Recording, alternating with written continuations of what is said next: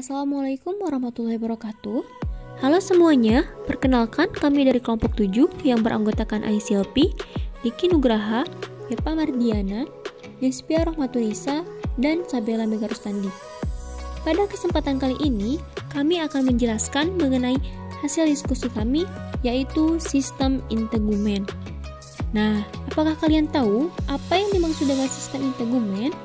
Sistem integumen berasal dari bahasa Latin, yaitu integumentum, yang berarti penutup. Sistem integumen ini merupakan organ yang membedakan, memisahkan, melindungi, dan menginformasikan baik hewan maupun manusia terhadap lingkungan sekitarnya. Nah, sistem integumen pada manusia terdiri dari kulit, rambut, kuku, dan kelenjar. Fungsi kulit manusia yang paling utama adalah sebagai pelindung tubuh dari patogen penyebab penyakit. Hal ini tidak terlepas dari fungsi sel-sel Langerhans yang merupakan bagian dari sistem kekebalan tubuh. Fungsi kulit manusia yang tak kalah penting adalah sebagai indera perasa. Ini karena kulit memiliki ujung-ujung saraf yang mampu mendeteksi sentuhan, suhu, tekanan, getaran, dan cedera. Fungsi kulit manusia yang berikutnya adalah sebagai tempat penyimpanan lemak dan cairan. Fungsi lemak ini dapat melindungi tubuh dari panas dan dingin, sebagai cadangan energi, dan sebagai bantalan yang melindungi tulang, otot, dan organ dalam tubuh. Yang selanjutnya yaitu kulit mampu menjaga suhu tubuh agar tetap normal. Ini artinya jika kulit terlalu panas, pembuluh darah akan melebar melepaskan panas. Dan saat kedinginan, pembuluh darah akan mengerut untuk menyimpan panas sehingga suhu tubuh tetap normal. Yang terakhir, fungsi kulit manusia lainnya. Yang dimaksud ini adalah menahan air untuk mencegah nutrisi-nutrisi terbuang dari kulit. Selain itu, kulit tubuh manusia juga berfungsi sebagai pengendali keluarnya cairan tubuh dengan cara mencegah penguapan air. Kulit juga menjadi tempat dibentuknya vitamin D yang berguna bagi tubuh. Nah, struktur kulit manusia terdiri dari 3 lapisan utama yang saling melengkapi, yaitu epidermis, dermis, dan hipodermis.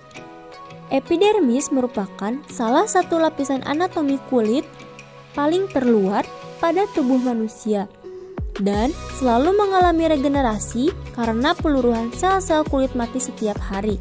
Manusia menghasilkan sekitar 500 juta sel kulit mati tiap harinya, yang menyebabkan lapisan kulit paling luar ini dipenuhi oleh 25-30 lapisan kulit mati.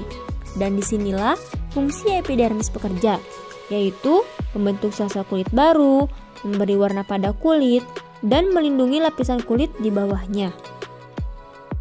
Lapisan kulit epidermis terbagi menjadi 5 sublapisan, yaitu stratum corneum, stratum lucidum, stratum granulosum, stratum spinosum, dan stratum germinativum. Meski anatomi kulit epidermis sebagian besar dibentuk oleh lapisan keratinosit, ada beberapa lapisan sel non-keratinosit yang juga berada di lapisan kulit epidermis, yaitu yang pertama, sel melanosit. Sel ini merupakan sel yang memproduksi melanin alias pigmen pemberi warna kulit.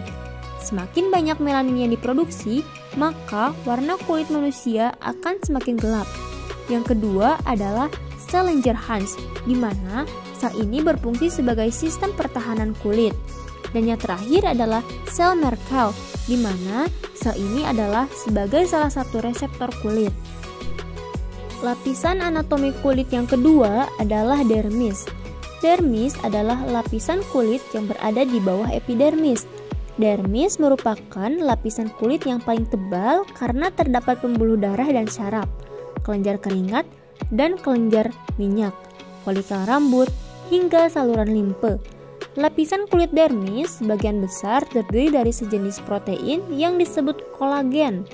Fungsi kolagen ini adalah membuat kulit terlihat lebih kenyal dan lebih kencang. Dermis terdiri atas 2 lapisan utama, yaitu lapisan papilari dan lapisan retikular. Fungsi kulit dermis adalah sebagai berikut, Yang pertama, merasakan sakit dan sentuhan, memproduksi keringat dan minyak, menumbuhkan rambut, mengalirkan darah yang menutrisi kulit, dan melawan infeksi.